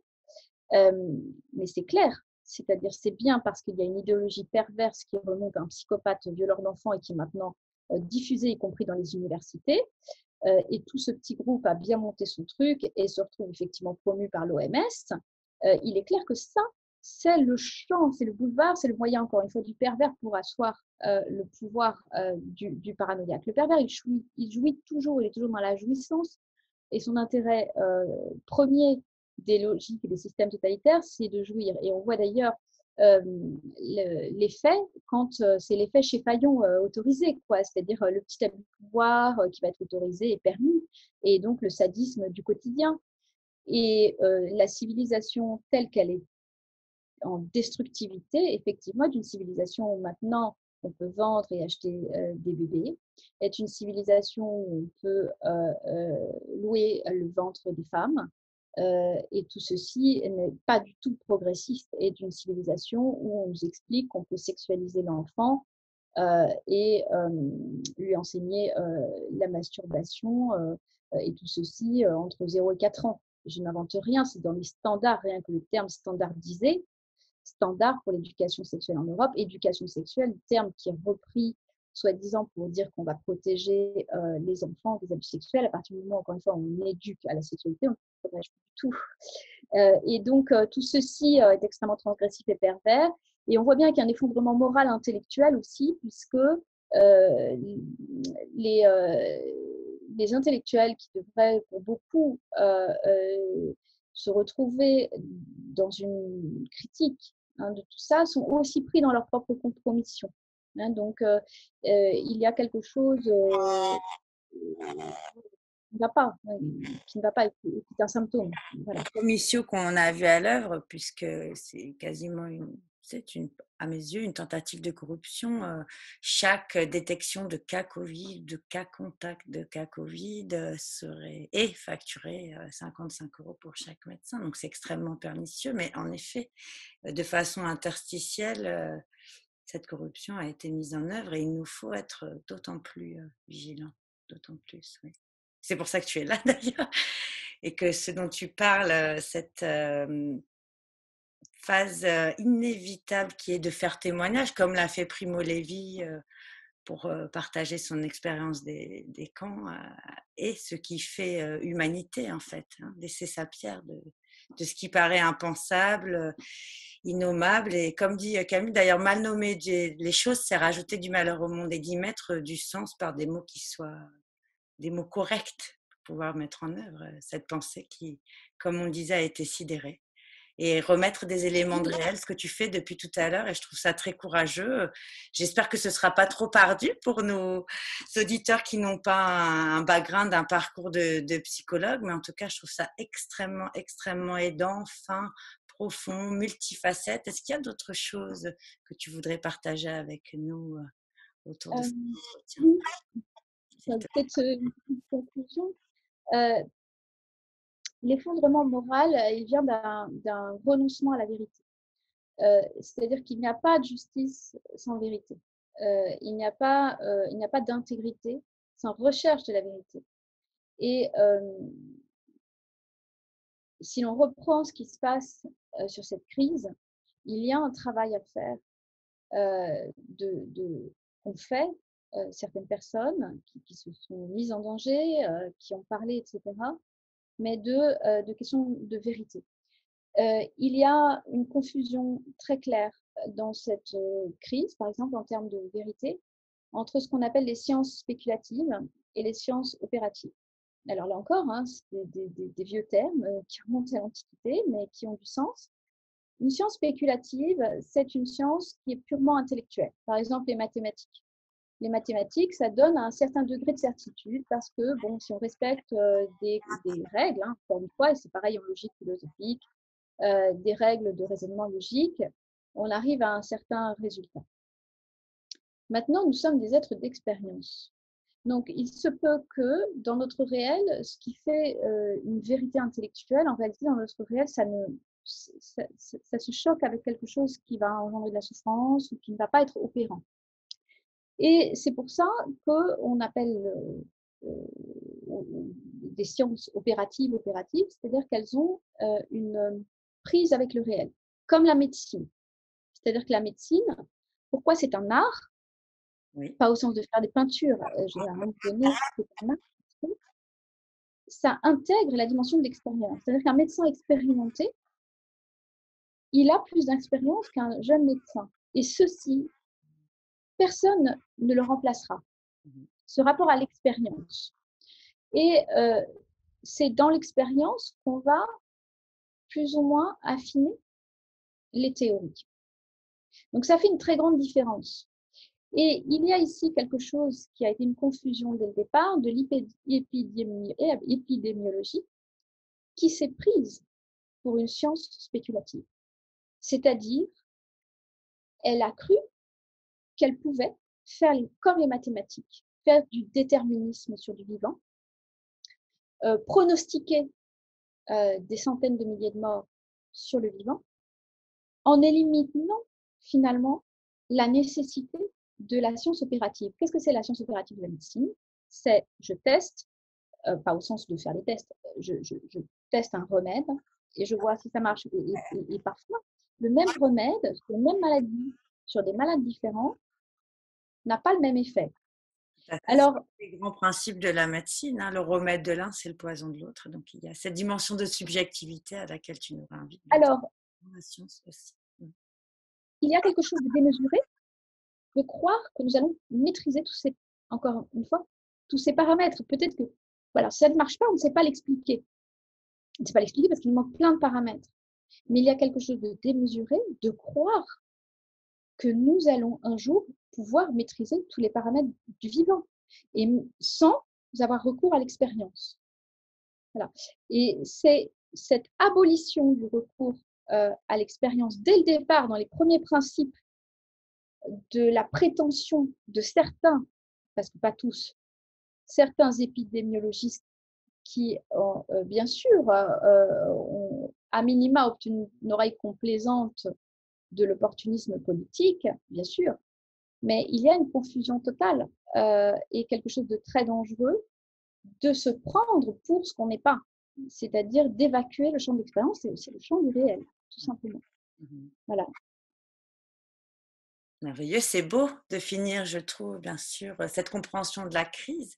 Qu'est-ce que veut dire d'ailleurs crise en grec? Tu pourrais nous le dire peut-être pour aller un tout petit peu plus encore en avant, mais cette compréhension de la crise sur, en effet, l'instrumentalisation du savoir, de ce qu'on appelle science, sans vraiment comprendre ce qu'est la science. Donc, merci de nous offrir cet éclairage aussi, enfin, et peut-être pour finir, mieux comprendre ce qu'est une crise, puisque nous traversons une crise. Donc, quel serait le mot de la fin autour de ça? Puis, ça vient du grec ancien humain qui veut dire discernement. C'est un moment du discernement. D'ailleurs, c'est l'étymologie du mot discriminer, hein, qui aujourd'hui, qu'on n'a plus le droit d'employer parce qu'il est confondu avec le terme stigmatisé. Alors, discriminer est absolument essentiel. Discriminer, ça veut dire on va essayer de discerner ce qui se passe et justement de sortir de la confusion et de dire bon ben voilà, ça c'est blanc, ça c'est bleu, ça c'est jaune, etc., etc. Un enfant n'est pas né un adulte. Et aujourd'hui, il y a une confusion entre, qui est d'ailleurs très totalitaire, entre l'égalité de droit qui nous est complètement supprimée et l'égalité de fait. C'est-à-dire, on va faire comme si tout le monde était pareil. Et le fait de faire comme si tout le monde était pareil, c'est un profond manque de discrimination, pour le coup, au sens de distinguer, euh, discerner. Et traiter un enfant comme un adulte, c'est une maltraitance. Traiter une personne vulnérable comme une personne qui ne l'est pas, c'est une maltraitance. Hein. Et cette confusion, elle est aussi liée à un fondement moral qui est d'abord, encore une fois, euh, un renoncement à une exigence de vérité. Mmh. Mmh. C'est très inspirant et éclairant, je trouve, tout ce que tu as pris le temps de nous partager depuis la Colombie. Je suis en France et toi à l'autre bout de la planète. C'est quand même touchant aussi. C'est un des aspects positifs de la technique, hein, de l'évolution de la technique. On peut partager le savoir à des milliers de kilomètres l'une et l'autre et échanger un petit peu plus en effet de discernement dans cette confusion que nous voyons à l'heure actuelle. J'espère vraiment que ce que tu as mis le temps de discerner au travers des cris et là de cette interview va permettre d'éclairer un petit peu mieux les enjeux et puis les positionnements des humains qui l'écouteront. Et puis par ricochet, peut-être qu'il y aura du partage et des prises de conscience qui seront fécondes pour nourrir la liberté intérieure, parce que tu as parlé beaucoup de ça aussi, hein, in fine. Oui, Autre chose? oui, oui. On peut parler très longtemps, hein, mais je crois qu'il y a des choses qui peuvent aider et des choses qui sont toxiques. Non, le harcèlement, il se fonde toujours par un média. C'est-à-dire il y a un moyen par lequel on peut harceler les gens. Et en l'occurrence, je crois que les médias sont vecteurs aujourd'hui de quelque chose de très anxiogène. Il est important, s'il est important bien sûr de se tenir informé, il est important aussi de ne pas se laisser trop intoxiquer et de pouvoir revenir à son champ d'expérience de façon locale. Qui suis-je? Que puis-je faire? Quelle est ma puissance en fait? Ma capacité de création? Et non pas mon impuissance, c'est quelque chose que je vis comme monstrueux et sur lequel, effectivement, si on a pour ambition d'empêcher l'effondrement de civilisation ou si on a pour ambition de renverser le système totalitaire, c'est de l'échec hein, aujourd'hui, hein, je veux dire en tout cas tout seul. Donc, revenir à soi et être conscient que le, la liberté intérieure, elle se nourrit dans l'intime, elle se développe dans l'intime et elle peut se renforcer par des lectures, par finalement un autre rapport au temps que le temps totalitaire. Le temps totalitaire, c'est celui qui abrase le temps. Et de ce point de vue, les nouvelles technologies ont eu un effet tout à fait démultiplicateur, c'est-à-dire que le temps de l'intime, c'est le temps de la contemplation, où on est seul avec soi-même, où on prend le temps soit de réfléchir, soit de lire, soit de faire une activité musicale, soit ce que vous voulez, une peinture, ce que vous voulez, mais qui vous réinscrit ou qui nous réinscrit dans le temps du quotidien. Ça peut être faire son potager, ça va prendre du temps, parce que entre le moment où vous avez mis la petite graine, du moment où elle sort, et après, etc., c'est retrouver un rapport humain au temps. Ça me paraît extrêmement important. Et les stoïciens parlaient bien de la nécessité. Alors moi, je suis pas du tout favorable à tous les discours qui visent à vous dire ça va aller bien, vous inquiétez pas, pensée positive, etc. Moi, je, je pense qu'il est très important de travailler à se renforcer quotidiennement, comme le ferait effectivement un guerrier qui est pris dans un état de siège, parce que nous sommes pris dans un état de siège, face à une folie qui dépasse même ceux qui l'ont mise en place. Et donc, comment est-ce qu'on fait pour résister, faire résistance, c'est-à-dire, encore une fois, faire valoir nos valeurs d'humain, notre liberté humaine, notre création humaine, euh, ça va nécessiter un renfort. Et se renforcer, c'est se renforcer sur à minima les 4 plans qui nous constituent, c'est-à-dire le plan physique, le plan émotionnel, le plan mental et le plan spirituel. Mhm. Et ça, c'est lié à chacun, c'est-à-dire physiquement, il y en a qui vont dire bah, moi je fais du yoga, je fais de la respiration, ça me calme, je retrouve mon bien-être intérieur, etc. Euh, les stoïciens insistaient beaucoup sur le fait de se calmer émotionnellement. C'est-à-dire quand on voit une tempête émotionnelle, il faut être en capacité de l'identifier et essayer de calmer ces mouvements-là, parce qu'encore une fois, ça ne peut pas être l'émotion qui guide notre véhicule. Euh, ça doit être vraiment quelque chose avec lequel on est en accord. Et des fois, émotionnellement, par exemple, une énorme colère, ça explose et en fait, après, on la regrette. Et je crois que tout ce travail aussi de réussir à mettre à distance des émotions quand elles deviennent trop importantes, pouvoir avoir une liste de choses pour ne pas se laisser engloutir dans l'impuissance, de choses à faire, dans l'impuissance ou dans l'angoisse, identifier ça assez rapidement. Ce sont des petits pas, mais c'est bien le cumul de petits pas qui va donner des résultats. Si on se met un idéal tyrannique de grande ambition, on n'y arrivera jamais. Et en même temps, où est-ce qu'on doit arriver? Parce qu'on va arriver où? Où est-ce qu'on doit arriver, de mon point de vue. Donc, on n'empêchera pas cet effondrement, mais on doit arriver à rester le plus en accord possible, à préserver au maximum sa santé mentale et le plus en accord possible avec ses valeurs de défense du vivant et de l'être humain en tant qu'il est un être vivant, c'est-à-dire aussi ressentant, euh, avec des aspirations et des désirs. Hein. Et finalement, aujourd'hui, on a une confusion entre le besoin et le désir. Le désir, étymologiquement, c'est le fait de regarder les étoiles. Hein. Donc, ça n'a rien à voir avec des besoins pulsionnels. C'est quelque chose de l'ordre de la haute aspiration. Et je crois que tout ça, c'est très important de le penser en tant que renfort. Comment je me renforce quotidiennement? Parce que je ne crois pas que ça va aller mieux. Donc, ce qui va aller mieux, c'est nous, la capacité à devenir de plus en plus, justement, résistants au sens propre. Mmh. Merci. Oui, oui, oui, oui. Face à cet état de siège que tu décrivais qui est nécessaire, comment réentrer en lien avec ce qui fait de nous des êtres essentiels et ce qui nous compose dans cette essence d'être humain. Ouais. Ouais. Bon, quel trajet hein, de ton parcours d'enfance qui t'a permis de décrypter la manipulation à ce que tu partages avec nous aujourd'hui et ce qui fait essentiel. C'est en effet délicat parce qu'il peut être reproché aux gens qui regardent l'ombre de devenir des êtres ténébreux. Or, pas du tout. Ce à quoi tu nous appelles, c'est une transformation intérieure.